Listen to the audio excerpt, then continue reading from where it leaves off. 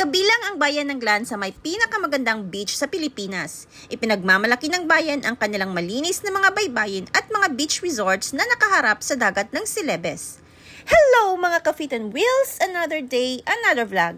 Tara at ihanda ng mga bikinis out charing at pupuntahan natin ang isa sa mga popular na beach resort sa Glan sa Sarangani Province. At sa kasalukuyan ay nakikita niyo ang famous na Tour Town Glan Arc and sa unahan nito ang view deck. Pwede kayong mag-sightseeing dito dahil napakaganda ng view. Hindi nga lang kami huminto dahil napakadami ng tao.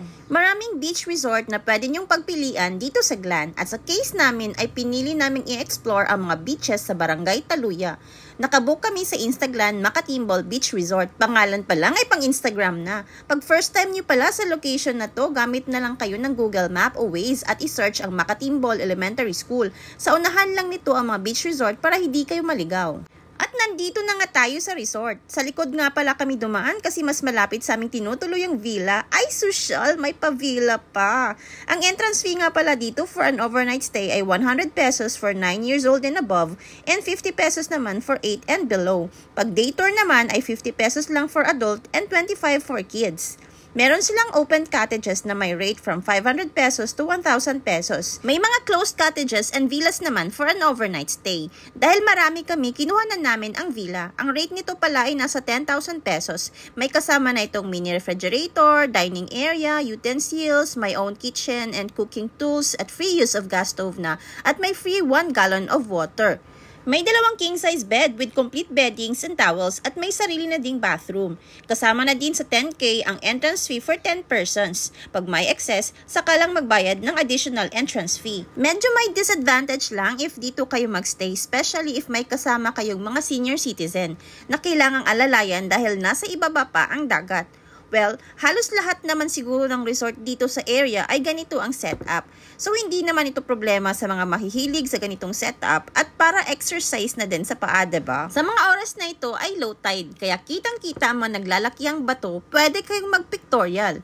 Maganda din mag-sunset viewing dito lalo na pag maganda ang panahon. Around 3 PM na nga sa mga oras na ito pero tirik na tirik pa rin ang araw.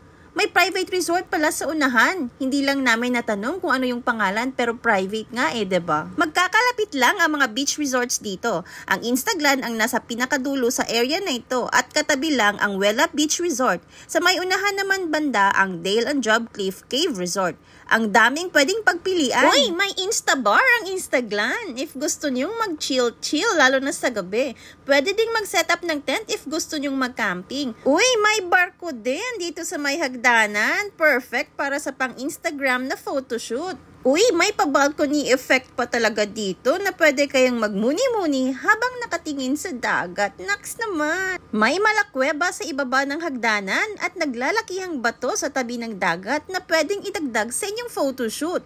At sa mga oras na ito ay nag-high tide na, pero ang dami pa rin nagtampisaw sa dagat dahil hindi na nga mainit. At ito naman ang itsura ng resort sa gabi. Maliwanag ang resort dahil sa mga pailaw. Good job! Nagsimula na din kami maghanda para sa aming hapunan. Of course, di mawawala ang all-time fave na barbecue. Kaya kain tayo mga ka-Fit and Wheels! Ay hala, napahaba na ang ating video. Hanggang dito na lang muna mga ka-Fit and Wheels ha. Please don't forget to like and share our videos. Daghang salamat and see ya!